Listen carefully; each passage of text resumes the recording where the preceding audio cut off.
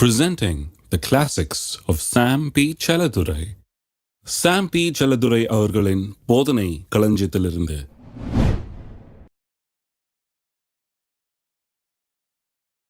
ஆவிக்குரிய ரீதியில் இருக்கிற அத்தனை ஆசீர்வாதங்களையும் இயற்கை ரீதியில் எனக்கு கொண்டு வந்து நான் அனுபவிக்கக்கூடிய அளவுக்கு கொண்டு வர்றதுக்கு தான் ஒரு பாலம் இருக்கிறது ரெண்டுத்துக்கு இடையே. இந்த ஸ்பிரிச்சுவல் வேர்ல்டுக்கும் இந்த ஃபிசிக்கல் வேர்ல்டுக்கு இடையே ஒரு பாலம் இருக்கிறது. அதுதான் என்னுடைய விசுவாசம். என்னுடைய விசுவாசத்தின் மூலமாக அந்த உலகத்தில் வைத்திருக்கிற அத்தனை ஆசீர்வாதங்களையும் இந்த உலகத்துக்கு நான் டிரான்ஸ்ஃபர் பண்ண முடியும், நான் கொண்டு வர முடியும். மாம்ச சிந்தை மரணம், ஆவியின் சிந்தையோ ஜீவனும் சமாதானம்மாம். மரணம்னு சொன்னால் உழுந்து சாவறது இல்லைங்க, அது எல்லா தீமைகளும் தான் வரணும். அந்த மரணத்தின் உச்சகட்டம் தான் உழுந்து சாகிறது. எல்லா தீமைகளும் மரணம். ஜீவன் சொன்னால் எல்லா நன்மைகளும். சந்தோஷமா இருக்கீங்களா, அது ஜீவன். ஆரோக்கியமா இருக்கீங்களா, அது ஜீவன். ஐஸ்வர்யவான்களா இருக்கீங்களா, அது ஜீவன். இந்த ஜீவனும் சமாதானம்ன்றது தான் ஒட்டுமொத்த benefits of being spiritually minded. ஆவியின் சிந்தை உள்ளவர்களாக இருக்கிறவர்களுடைய பலாபலன் என்ன? ஜீவன், எல்லாம் நல்லது, சமாதானம். அதை நிறைய பேர் அனுபவிக்கிறதே இல்லை பாருங்கள். சட்டையை மாற்றிட்டாங்க, நான் இது வரல, ஜீவன் வரல.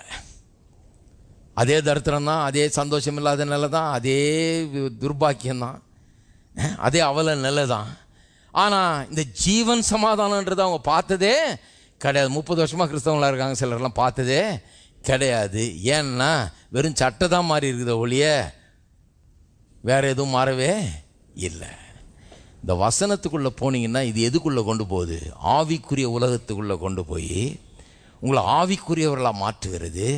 நீங்கள் கண்ணால் பார்க்க முடியாத காரியங்களை உங்களுக்கு எடுத்து காண்பிக்கிறது. எடுத்து காண்பித்து உங்களை ஆவிக்குரியவர்களாக மாற்றி ஜீவனையும் சமாதானத்தையும் உங்களை அனுபவிக்க வைக்கிறது. சரி, திருப்பவும் யாக்கோபு 1ஆம் அதிகாரம் 22ஆம் வசனத்திலிருந்து. அல்லாமலும் நீங்கள் உங்களை வஞ்சியாதபடிக்கு திருவசனத்தை கேட்கிறவர்களாய் மாத்திரமல்ல, அதன்படி. அப்போ சப்ஜெக்ட் என்ன? வசனத்தை கேட்கறது மட்டும் இல்லை, அதன்படி செய்கிறவர்களாக இருக்கணுன்றதான் சப்ஜெக்ட். இப்போ அப்புறம் சொல்கிறார் பாருங்க, எண்ணத்தினாலெனில் என்ன அப்படின்னு சொல்கிறாரு. காரணம் சொல்கிறாரு, ஒருவன் திருவசனத்தை கேட்டு அதன்படி செய்யாதவனானால் கண்ணாடியிலே தன் சுவாப முகத்தை பார்க்கிற மனுஷனுக்கு ஒப்பான் இருப்பான். அவன் தன்னைத்தானே பார்த்து அவ்விடமிட்டு போன உடனே தன் சாயல் என்ன என்பதை மறந்து விடுவான். சுவாதீன பிரமாணமாகிய பூரண பிரமாணத்தை உற்று பார்த்து, அதாவது இந்த வசனத்தை, அதை சுவாதீன பிரமாணம்னு சொல்லுது, பூரண பிரமாணம்னு அழைக்குது. அதை உற்று பார்த்து அதிலே நிலைத்திருக்கிறவனே, இதை நல்லா கவனித்து இதிலே நிலைத்திருக்கிறவன் கேட்கிறதை மறக்கிறவனாக இராமல் அதற்கேற்ற கிரியை செய்கிறவனாக இருந்து தன் செய்கையில் பாக்கியவானாக இருப்பான். சரி, ஒரு காரியத்தை கவனிக்கணும் பாருங்க. வசனத்தை கேட்கறது மட்டும் இல்லை, அதன்படி செய்யணும். வசனத்தை கேட்டு அதன்படி செய்யாதவன் எப்படி இருக்கிறான்னா, தன் சுவாப முகத்தை கண்ணாடியில் பார்க்குற ஒரு மனுஷனுக்கு ஒப்பாக இருக்கிறான். கண்ணாடியில் ஏன் முகத்தை பார்க்குறான் பாருங்கள். நான் உங்களை பார்த்து தலை கலைஞ்சிருக்கு அப்படின்னு சொன்னோன்னு என்ன பண்ணுறீங்க? அப்படியா அப்படின்னு சொல்லி உடனே போய் கண்ணாடியை பார்க்குறீங்க இல்லையா? ஏன்னா உங்களால் உங்களை பார்க்க முடியல. உங்கள் முடியை பார்க்க முடியுதா? உங்களை முடியை பார்க்க முடியல. ஒரு கண்ணாடி தேவைப்படுது. ஏன்னா நீங்கள் உங்கள் முகத்தை பார்த்ததே இல்லை. ஹலோ, ஒரு ஷாக் கொடுக்குறாங்க இன்னைக்கு. நீங்கள் உங்கள் முகத்தை பார்த்ததே கிடையாது. இல்லைங்க, படம் வரைஞ்சி காமிச்சிருக்காரு, அவர் வரைஞ்சது உங்கள் மூஞ்சி தான் தெரியுமா உங்களுக்கு? அதை நம்புறீங்களா நீங்கள்? இல்லைங்க, நல்லா தெரியுங்க, என் முகத்தை தான் வரைஞ்சார், நான் எத்தனை தடவை பார்த்துருக்கேன். உங்கள் முகத்தை நீங்கள் பார்த்தது இல்லைன்னு சொல்கிறேன் நான். நீங்கள் பார்த்ததே கிடையாது. இல்லை, நான் கண்ணாடியில் பார்த்துருக்கிறேன். நான் கூட எக்ஸிபிஷனில் போய் கண்ணாடியில் பார்த்துருக்கிறேன். ஒல்லியாக இருக்கிற ஆளை தடியாக காட்டும், தடியாக இருக்கிற ஆளை ஒல்லியாக காட்டும், ஒத்த ஆள்னா 10 ஆள் நிற்கிற மாதிரி காட்டும். இதெல்லாம் கண்ணாடியா? அவன் எப்படி செஞ்சுருக்கானோ, எப்படி காட்டணும்னு விரும்பி அதை செஞ்சுருக்கானோ அதன்படி தான் அதை காட்டுது. A mirror is only a reflection or a representation of you. It is showing something. It represents something. உங்களை எடுத்து எப்படி காட்டணும்னு அவன் அந்த மிரரை செஞ்சுருக்கிறானோ அப்படி தான் அது காட்டும். ஹலோ, உங்களை ஆக்சுவலாக நீங்கள் இருக்கிற மாதிரியே காட்டுறதுக்கும் செய்யலாம், உங்களை கொஞ்சம் தடியாக காட்டுறதுக்கும் செய்யலாம். தடி ஆளுங்கள்லாம் பாருங்கள், ஒல்லி மிரரில் போய் நிற்பாங்க. ஏன்னா ஒல்லியாக பார்க்கணுன்னு ஆசை அவங்களுக்கு. என்ன சாப்பிட்டாலும் சதை போடாத ஆளுங்கள்லாம் போய் என்ன பண்ணுவாங்க? தடி மிரரில் நிற்பாங்க. ஏன்னா அப்போ தான் தடியாக இருந்தால் எப்படி இருப்பான்னு பார்க்கலான்னு. அவன் அப்படி செஞ்சுருக்கான் பாருங்கள். உங்களை ஒல்லியாக காட்டணுமா, தடியாக காக்கணுமா, ஆக்சுவலாக காட்டணுமா எப்படி காட்டணுன்றது அவன் தீர்மானித்து அந்த கண்ணாடியை செஞ்சவன் அதுக்கேற்ற மாதிரி தான் அந்த கண்ணாடியை செஞ்சு வச்சிருக்கிறான். அவன் எப்படி செஞ்சுருக்கிறான்னா அதன்படி தான் உங்களை அதை காண்பிக்கிறதே ஒழிய நீங்கள் இருக்கிறபடியே உங்களை காண்பிக்கிறதுன்னு சொல்ல முடியாது. ஹலோ, இவ்வளோ நாள் கண்ணாடி பார்த்தது வேஸ்ட்டாக போச்சுன்னு நினைக்காதீங்க. கரெக்டாக உங்களை தான் காட்டுது. அது என்ன காட்டணுமோ அதை காட்டுது. சில கொஞ்சம் நல்ல கண்ணாடி வாங்கினீங்கன்னா அவன் பாவம் கூடிய மட்டுக்கும் ரொம்ப கிளியராக காட்டுற மாதிரி பண்ணியிருப்பான். ஆனால் என்ன காமிச்சாலும் it is only a reflection or a representation of you. அது காட்டுற விதத்தில் தான் உங்களை காட்டுமா ஒழிய அப்படியே ஒன்று காட்டுற முடியாது. அப்படி தான் உங்களை பார்த்துருக்குறீங்க. ஆக்சுவலாக உங்களை பார்த்ததில்லை. நீங்கள் உங்கள் முகத்தை பார்த்ததே கிடையாது. நிறைய பேருக்கு ரொம்ப வருத்தமாயிடுச்சு. என்னடா இது இவ்வளோ கஷ்டப்பட்டு முகத்தை பார்த்துருக்குறோம், நம்ம இவர் பார்த்ததே இல்லைன்றாரு. பார்த்ததே இல்லை, பார்க்க முயற்சி எடுக்காதீங்க, அப்புறம் நாய் வேலை பிடிக்கிற கதையாயிடும்.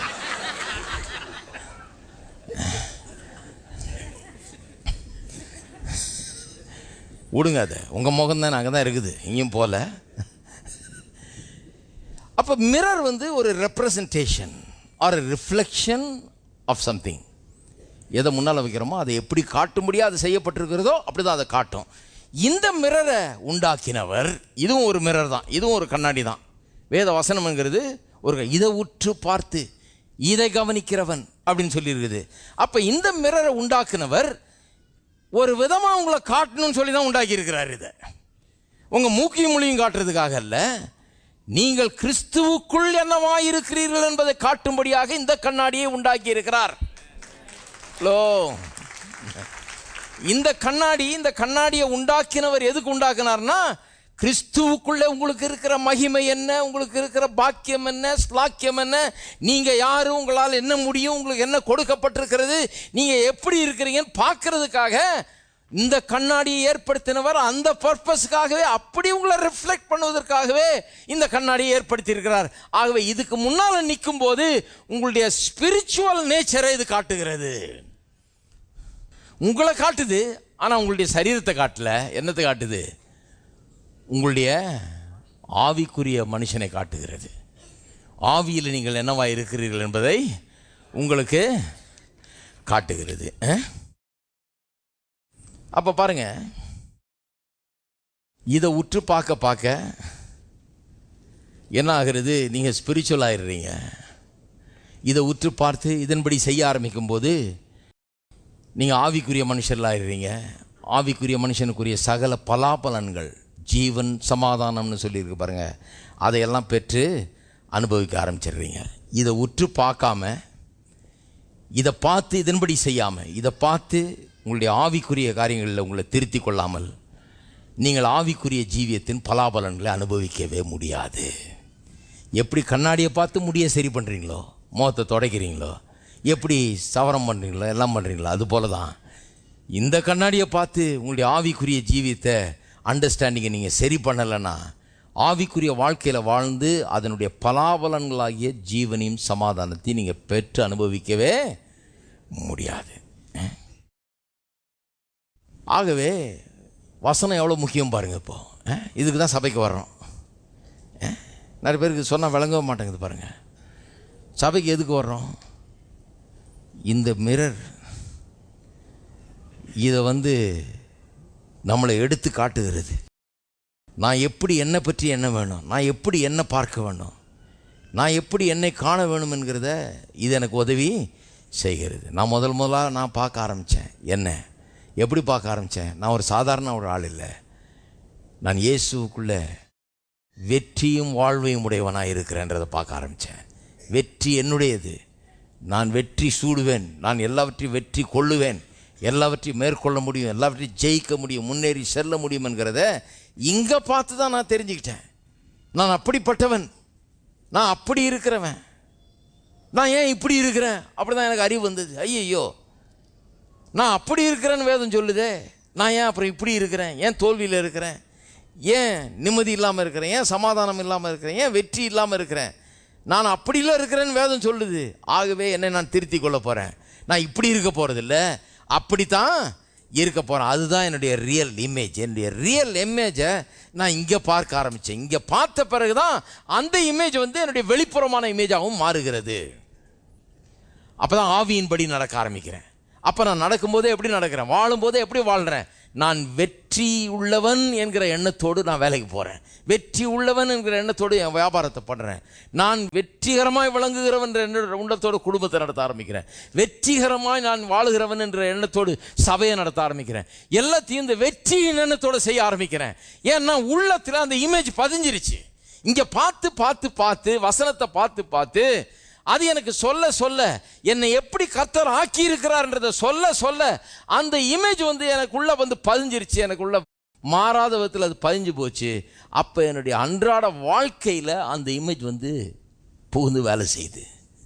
இந்த ஆவிக்குரிய காரியங்களை இந்த வேத வசனம் காண்பிக்கிறது. நான் எப்படிப்பட்டவன், நான் கிறிஸ்துவுக்குள்ளே இருக்கிறேன், நான் ஆசீர்வதிக்கப்பட்டவன், நான் உயர்ந்தவன், நான் கீழாக இல்லை மேலாக இருக்கிறேன், வாலா இல்லை தலையாக இருக்கிறேன் அப்படிங்கிறத இந்த வேத வசனம் எனக்கு காண்பிக்கிறது. நான் ஆவியின்படி நடக்க ஆரம்பிக்கிறேன். நான் மாம்சத்தில் பார்க்கிற என்னுடைய தோல்வியின்படி நடக்கலை, ஆவியில நான் பார்க்கிற என்னுடைய வெற்றியின்படி நடக்க ஆரம்பிக்கிறேன். மாம்சத்தில் பார்க்கிற என்னுடைய வியாதியின்படி நடக்கலை, ஆவியில காண்கிற சுகத்தின்படி நடக்க ஆரம்பிக்கிறேன். மாம்சத்தில் பார்க்கிற தரித்திரத்தின்படி நடக்கல, ஆவியில பார்க்கிற ஐஸ்வர்யத்தின்படி சிந்திக்கவும் நடக்கவும் ஆரம்பிக்கிறேன். இப்படி வாழ்ந்து பாருங்க. அதுதான் ஆவியின்படி நடக்கிறது. நிறைய பேருக்கு ஆவியின்படி நடக்கவே முடியாது. ஏன்னா அதுக்கு வசனம் தேவை, இந்த வசனத்தை குறித்த விளக்கம் தேவை, வெளிப்பாடு தேவை. அப்பதான் ஆவியின்படி நடக்க முடியும். இருக்கீங்களா? இவ்வளவும் சொல்லிட்டு பாருங்க. சிலர் சொல்லுவாங்க, ஆனா ரியாலிட்டி என்னன்னா பிரதர், நான் இப்போவே சொல்லிடுறேன் உங்களுக்கு, நான் சொல்கிறது தான் ரியாலிட்டி. ஏன்னா வேத வசனம் தான் ரியாலிட்டி. வசனம் தான் ரியாலிட்டி. இல்லை பிரதர், என்னுடைய ஃபீலிங்கை உங்கள் ஃபீலிங்கை நீங்களே வச்சுக்கோங்க. இல்லை, இன்னைக்கு காலையில் என் மனைவி என்ன சொல்கிறான்னு சொல்கிறேன், அது உங்களுக்கும் உங்கள் மனைவிக்கும் போங்க, என்னமோ பண்ணுங்க. அவங்க சொல்ல நீங்கள் கேட்க போட்டோம். அது இங்கே வந்து உங்கள் மனைவி என்ன சொல்கிறான்னு பேசுறதுக்கு நான் என்னத்துக்கு? அதுக்கப்புறம் யாரு தேவாதி தேவன் கத்தாதி கத்தன் என்ன சொல்லியிருக்காருன்றது பேசிட்டு இருக்கிறேன். அவர் சொல்லுகிறார், நான் பலவான் என்று, ஆகவே பலவான் என்று எப்போதும் சொல்லுவேன். ஆமென்.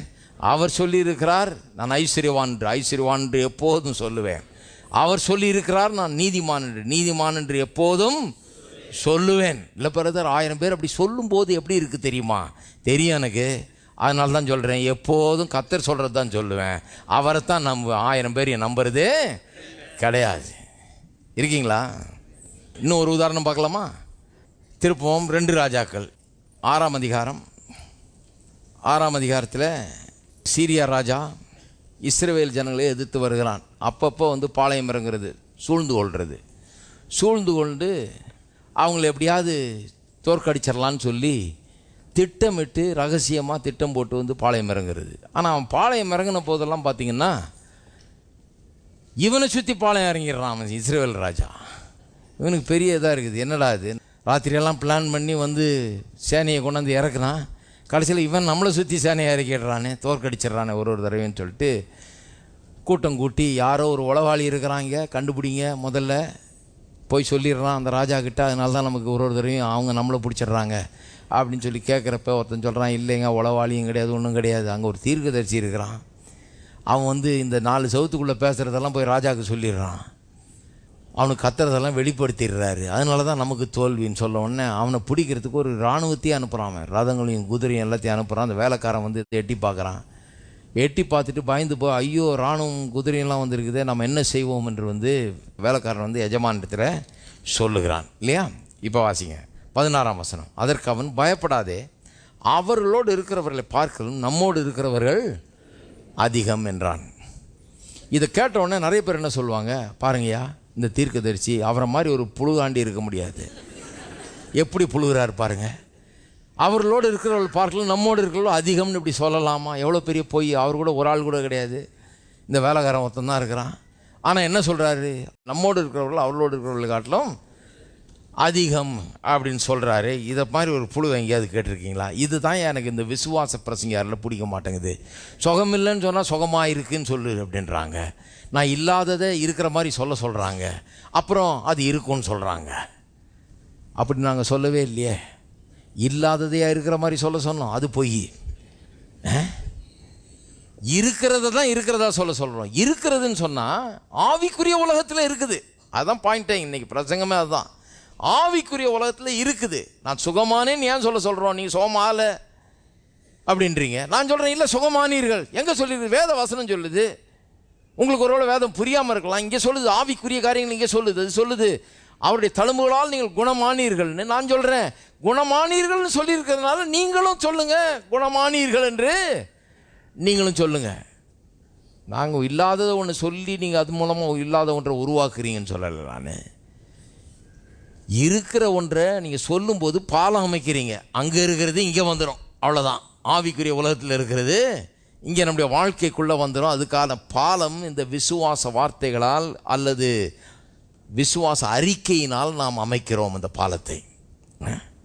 நான் வாயை திறந்து நான் பலவான்னு சொல்லும்போது ஒரு பாலம் அமைக்கிறேன். இப்போ எனக்கு பலன் இல்லை இப்போது, ஆனால் பலன் இருக்குது, எனக்கு இங்கே இருக்குது, ஆவிக்குரிய ரீதியில் இருக்குது. நான் ஆவிக்குரிய ரீதியில் நான் கண்டு பேசும்போது எனக்கு இயற்கை ரீதியிலே அது உண்டாகி விடுகிறது. இயற்கை ரீதியில் இருக்கிறத நான் பேசிகிட்டே இருக்கக்கூடாது. அதுக்கு ஒன்றும் பெரிய ஞானி தேவையில்லை, அதுக்கு ஒரு கோயிலும் தேவையில்லை, பிரசங்கியாரும் தேவையில்லை, அதுக்கு ஒரு ஏசியும் தேவையில்லை. அதுக்கு நீங்கள் பெட்ரோல் போட்டு இவ்வளோ தூரம் செலவழித்து உட்காந்து கேட்கவும் தேவையில்லை. அது நீங்கள் வீட்டில் உட்காந்து நீங்களே யோசித்துக்கலாமே. என்ன இருக்குதுன்னு எண்ணி பார்த்தீங்கன்னா தெரிஞ்சிடும். எவ்வளோ காசு இருக்குது, எவ்வளோ இல்லை, எல்லாம் தெரிஞ்சிடும். இங்கே வந்தீங்கன்னா தான் நீங்கள் கேட்க முடியும் மகிமையின் ஐஸ்வர்யத்தை பற்றி. இது வேறு கதை. இங்கே வந்தால் தான் இப்படிப்பட்ட பிரசங்களை கேட்க முடியும். அதுக்கு தான் இங்கே வந்திருக்கிறீங்க. அதனால தான் வீட்டில் உட்காரல இன்றைக்கி, இல்லையா? அதுக்கு தான் இங்கே ஓடோடி வந்திருக்கிறீங்க. ஏன்னா இதை வேறு எங்கேயும் கேட்க முடியாது. டிவி என்றைக்கெல்லாம் போட்டு கேட்டாலும் கேட்க முடியாது. அது அதனால தான் இங்கே வந்திருக்கிறீங்க. அப்போ பாருங்கள், இவன் சொல்கிறது பொய்ன்னு சொல்லி நிறைய பேர் சொல்கிறாங்க. ஆனால் பொய் கிடையாது. அவன் ஒரு உண்மையை சொல்கிறான். என்ன உண்மையை? ஆவிக்குரிய உண்மையை சொல்லுகிறான். ஆவிக்குரிய விதத்தில் அது முற்றிலும் உண்மை. அதை அப்படியே சொல்லுகிறான். அதைத்தான் நம்ம சொல்கிறோம். அது சுகத்தை பற்றியாக இருந்தாலும் சரி, அது வேறு பொருளாதாரத்தை பற்றியாக இருந்தாலும் சரி, எதை பற்றியாக இருந்தாலும் சரி, ஆவிக்குரிய ரீதியிலே இதெல்லாம் உண்மை என்னெல்லாம் உங்களுக்கு கொடுக்கப்பட்டிருக்குது. அதை முதல்ல இது மூலமாக அறிஞ்சிக்குங்க, வேத வசனத்தின் மூலமாக அறிஞ்சு கொண்டு அப்புறம் அதை சொல்லுங்கள் அப்படின்னு தான் சொல்கிறோம். ஒழிய இல்லாததை இருக்கிறத போல் சொல்லுங்கன்னு சொல்ல. வேத வசனம் கூட ரோமர் 4:17 இல்லாதவைகளை இருக்கிறவைகளை போல் அழைக்கிற தேவன்னு சொல்லியிருக்குது. அது இந்த அர்த்தத்தில் தான் சொல்லி, இல்லாதவைகள்னா இல்லாதவைகள் அல்ல, இயற்கை ரீதியில் இல்லாதவைகளை, இயற்கை ரீதியில் இல்லை, ஆவிக்குரிய ரீதியில் இருக்கிறவைகள். அவர் அழைக்கும் போது இல்லாதவளை இருக்கிறவளை போல அழைக்கும் போது இல்லாதவன் அழைக்கல, ஆவிக்குரிய ரீதியில் இருக்கிறத தான் இங்கே அழைக்கிறார். ஃபார் எக்ஸாம்பிள், வெளிச்சம் உண்டாக கடவுதுன்னாரு. பூமியெல்லாம் இருளில் நிறைஞ்சிருச்சு. வெளிச்சம் உண்டாக கடவுள்னு போது எந்த வெளிச்சத்தை அழைக்கிறார்? வெளிச்சம் எங்கே இருக்குது? ஆவிக்குரிய ரீதியில் வெளிச்சம் இருக்குது. இவரே ஒளியாக இருக்கிறார். இவர் நான் இருட்டில் வாழ்கிற தேவனா? இவர் ஒன்று இருட்டில் வாழ்ந்துக்கிட்டு இல்லை. ஒளி இருக்குதுங்க, வேற ஒரு உலகத்தில் இருக்குது. அங்கே இருக்கிற ஒளியை இங்கே வீசும்படியாய் சொல்லுகிறார். அது வீசுகிறது. இருக்கீங்களா? வெளிச்சம் உண்டாகிறது. அப்போ பொய் இல்லது, இது நிஜம். நம்மோடு இருக்கிறவர்கள் அவர்களோடு இருக்கிறவர்களை பார்க்கலாம் அதிகம்னு சொல்கிறான். அவனுக்கு புரியல, வேலைக்காரனுக்கு அது புரியல. நிறைய விசுவாசிகளை போல் அவனும் ஐயோ நம்பவே முடியலங்க, இவ்வளோ ரதம் வந்திருக்குது, குதிரை வந்திருக்கு, என்ன கதை பேசிகிட்டு இருக்கீங்க நீங்கள். 17ஆம் வசனம். அப்பொழுது எலிசா விண்ணப்பம் பண்ணி, கர்த்தாவே இவன் பார்க்கும்படி இவன் கண்களை திறந்திரணும் என்றான். உடனே கர்த்தர் அந்த வேலைக்காரன் கண்களை திறந்தார். இதோ எலிசாவை சுற்றிலும் அக்கினிமயமான குதிரைகளாலும் ரதங்களாலும் அந்த மலை நிறைந்திருக்கிறதை அவன் கண்டான். மலை நிறைஞ்சிருக்கிறத கண்டான். ஒன்று கேட்குறேன், இப்போ மலை நிறைஞ்சிருக்கிறத பார்க்குறான் அக்கினிமயமான குதிரைகள் ரதங்களோட. இந்த அக்கினிமயமான குதிரை ரதங்கள்லாம் இப்போ தான் வந்துதா? இவன் கண்ணு திறக்கப்பட்டவன தான் அதெல்லாம் வந்துதா? கிடையாது. இவன் கண்ணு திறந்ததுனால அதெல்லாம் வந்துதா? கிடையாது. ஏற்கனவே அங்கே இருக்குது, இப்போ தான் இவன் கண்ணு திறந்தது. இவன் கண்ணு திறந்தவொடனே இவனுக்கு நிம்மதி உண்டானுச்ச ஒழிய ஏற்கனவே அங்கே குதிரைகளும் ரதங்களும் அக்கினிமயமான குதிரைகளும் ரதங்களும் இருந்து வந்தது. ஏன்னா எலிசா ஏற்கனவே பார்த்துட்டாரே, அவர் பார்த்துட்டு அதில் தான் அவர் நிம்மதியாக இருக்கிறாரு. இவன் தான் பார்க்க முடியல. இவன் தத்தளிச்சிட்டு இருக்கிறான். இவன் பார்த்தவொடனே இவனுக்கு நிம்மதி வருது. இவன் பார்த்ததுனால அந்த குதிரைகளும் ரதங்களும் வரல. இவன் பார்க்க முன்னாலேயே அங்கே இருக்குது. இப்போ தான் அவன் பார்க்கிறான். பார்க்கறதுனா எப்படி பார்க்குறான்? It is an ability to see with your heart. உங்களுடைய இருதயத்தால் பார்க்கக்கூடிய ஒரு பார்வை அது. இந்த கண்ணால் அல்ல, உங்களுடைய இருதய கண்களால் பார்க்கக்கூடிய ஒரு பார்வை, ஒரு ஆவிக்குரிய காரியங்களை பார்க்கக்கூடிய ஒரு எபிலிட்டி அது. அதனால தான் இயேசு சொன்னார், காது உள்ளவன் கேட்க கடவன். அப்போ என்ன, சிலர் காது இல்லாமல் இருந்ததா? கிடையாது, எல்லாருக்கும் தான் காது இருக்குது. ஆனால் கேட்குற காது இருக்குதா, விளங்கிக்கிற காது இருக்கான்றார். அப்படிப்பட்டவன் கேட்க கடவன்றார். அதனால தான் காது உள்ளவன் கேட்க கடவன்னார். அப்போ இவனுடைய கண்கள் இப்போ காண்கிறது. எந்த கண்கள் காண்க? இந்த கண்ணில் இருதயம் காண்கிறது. எலிசாவுடைய இருதயம் ஏற்கனவே கண்டிருச்சதை. எலிசா எப்படி பார்த்தார்? எலிசா அந்த கண்ணால் பார்த்தாரா? ரதங்களும் குதிரைகளும் வந்திருக்கிறத பார்த்தாரா? தேவதூதர்கள், அவர்கள் தேவதூதர்கள் வந்திருக்கிறத பார்த்தாரா? அவர் கிடையாதுங்க. எலிசா எப்படி நம்மோடு இருக்கிறவர்கள் அவர்களோடு இருக்கிறவர்கள் காட்டிலும் அதிகம்னு எப்படி சொன்னார்னா, அவருக்கு முன்னால் வாழ்ந்த தாவீது சொல்லியிருக்கிறான், கர்த்தருக்கு பயப்படுகிறவர்களை சூழ தேவ தூதர்கள் பாளையம் இறங்குகிறார்கள். அதெல்லாம் அவன் வாசிச்சிருக்கான் பாருங்க. அவன் சொல்கிறான், எனக்கு தெரியும், அவங்களுக்கு தேவ தூதர்கள் மேலே நம்பிக்கை இருக்குது, அவங்க வருவாங்க, கண்டிப்பாக தேவ தூதர்கள் அனுப்புவார். சங்கீதம் 91 அவன் நினைவில் வைத்து அவன் எண்ணி பார்க்கிறான். அதனால தான் அப்படி சொல்கிறான், நம்மோடு இருக்கிறவர்கள் அவர்களோடு இருக்கிறவர்களை காட்டில் அதிகம்னு. உன் வழிகளெல்லாம் உன்னை காக்கும்படியாக அவர் தம்முடைய தூதர்களுக்கு கட்டளையிடுவார். உன் பாதம் கல்லில் இடராதபடிக்கு அவர்கள் உன்னை தங்கள் கரங்களில் ஏந்தி கொண்டு போவார்கள். இதெல்லாம் அவனுக்கு தெரியும் பாருங்கள். எலிசாவுக்கு தெரியும், ஏற்கனவே தேவ தூதர்களுடைய பாதுகாப்பு குறித்து அறிந்து வச்சிருக்கிறான். அதையெல்லாம் மெடிடேட் பண்ணி அதெல்லாம் புரிஞ்சு வச்சு அதை அவனுடைய மனசில் ஆழமாக பதிஞ்சிருச்சு. இவன் ஐயோ குதிரையும் ரதமும் வந்திருக்குது, இராணுவம் வந்திருக்குன்னு சொல்லி பதறும் போது அவனுக்குள்ளே என்ன பதிஞ்சிருந்தது?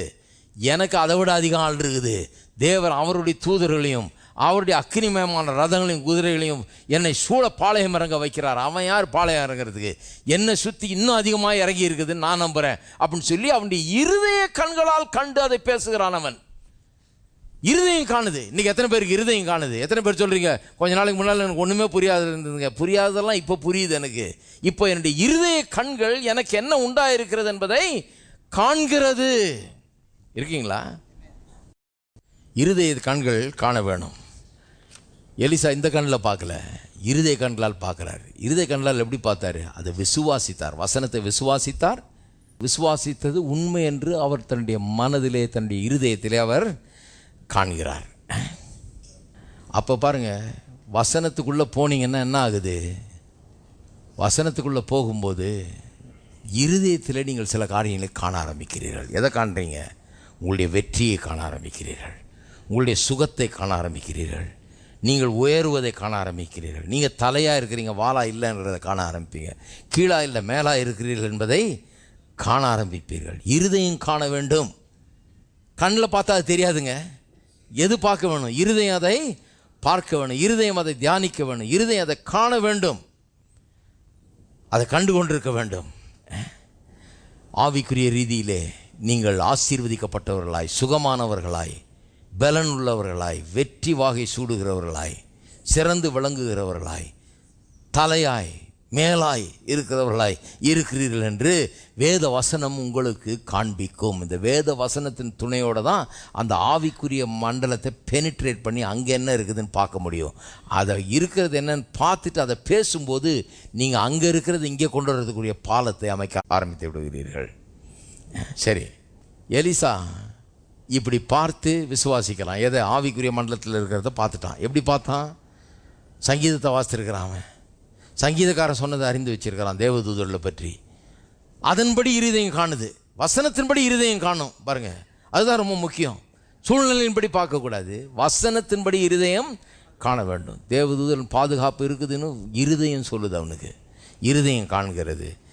கண்ட உடனே பாருங்கள் என்ன பண்ணுறான்னு. வெற்றி எவ்வளோ சுலபமாக வந்துடுது பாருங்கள். ஒரு சேனையே வந்திருக்கு ஒரு ஆளை பிடிக்கிறதுங்க.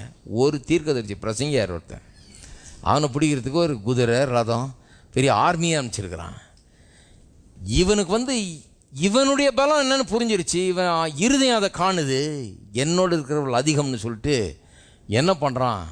வெளியே போய் அவர்களை குருடாக்குறான் பாருங்க. அவனுக்கு இப்போ ஜபம்லாம் ரொம்ப ஈஸி ஆகிடுச்சு. அவர்களை குருடாக்கும்படியாக வேண்டிக் கொள்கிறான், அப்படியே குருடாகுது. அவனுடைய ஜபம் அப்படியே பலிக்குது. அவங்க கண்ணெல்லாம் குருடாயிடுச்சு பாருங்க. அவ்வளோ பெரிய சேனை, குதிரை, ரதம்லாம் வச்சு இறங்கி இருக்கிறாங்க. கமாண்டர்ஸோடு இறங்கி இருக்கிறாங்க. சோல்ஜர்ஸு ஆயுதங்கள்லாம் வச்சுக்கிட்டு. இவன் ஒரு பிரசங்கர் நேரம் அவங்க மத்தியில் போய், எங்கப்பா வழி தெரியலையா, கண்ணு தெரியலையா, வாங்க நான் கூப்பிட்டு போகிறேன், எல்லாம் ஆளுக்கு ஒரு கை பிடிச்சிங்கன்னு சொல்லிட்டு வரிசையாக ஒரு லைனில் நிற்க வச்சு நேராக கூட்டி ஊருக்குள்ளே கொண்டு போயிட்டான். ஊருக்குள்ளே கொண்டு போய் ராஜாவுக்கு முன்னால் நிற்க வச்சுட்டு அப்புறம் கண்ணை திறந்து விட்டு அவங்க பார்த்தோன்னா ஐயோ அப்பான்னு அடிச்சுக்கிட்டாங்க. நான் என்ன சொல்கிறேன்னா, உங்கள் கண்ணு மட்டும் திறந்துருச்சுன்னா எப்பேற்பட்ட ஒரு பெரிய சேனையும் கூட நீங்கள் மேற்கொள்வீர்கள். உங்கள் கண்ணு திறந்துருச்சுன்னா நீங்கள் யாருன்னு பார்க்க ஆரம்பிச்சிட்டிங்கன்னா, உங்களுக்குள்ள இருக்கிற சக்தி என்னன்னு உணர ஆரம்பிச்சிட்டிங்கன்னா, நீங்கள் எப்பேற்பட்டவர்கள் என்பதை புரிந்து கொள்ள ஆரம்பித்து விட்டீர்கள் என்று சொன்னால், அதிகாரம் எடுப்பது, நீங்கள் சொன்னபடியே ஆவது என்பது ரொம்ப சுலபமாயிடுது. ஏன்னா நீங்கள் எப்படி பேசுகிறீங்க, இருதயத்தில் கண்டு பேசுகிறீர்கள். ஆவிக்குரிய ஆசீர்வாதங்களை கொண்டு இயற்கை ரீதியிலே அதன் பலாபலன்களை, ஜீவனையும் சமாதானத்தையும் உங்கள் வாழ்க்கையில் அனுபவிக்க அது உதவுகிறது. இருக்கீங்களா? ஜீவனும் சமாதானம் உங்களுக்கு வரது நீ என்ன பண்ணுமோ அதை பண்ண முடியுது. நீங்கள் சொன்னால் அவ்வளோதான். அவன் குருடானோன்னு அத்தனை பேரையும் கொண்டு போய் ஊருக்குள்ளே நிற்க வச்சு திறந்து பார்த்தா முழுக்க இஸ்ரேல் இராணுவம் நிற்கிது. இவன் இப்போ தான் கண்ணு திறந்துருக்கு, டூ லேட்டு, நடுவில் மாட்டிக்கிட்டாச்சு. இப்போ ஒரே ஆள், ஆனால் ஒரு ஆளுடைய இருதயம் அக்கினிமயமான ரதங்களையும் குதிரைகளையும் காண்கிற இருதயம். நான் சொல்கிறேன், உங்களுடைய இருதயம் திறக்கப்படுமானால், இருதய கண்கள் திறக்கப்படுமானால், பிரகாசமுள்ள மனக்கண்கள் உங்களுக்கு உண்டாகுமானால், இந்த உலகத்தில் இருக்கிற எவ்வளவு பெரிய சக்தியானாலும் உங்களை தோற்கடிக்க முடியாது. அவைகளின் மீது நீங்கள் வெற்றியை காண்பீர்கள்.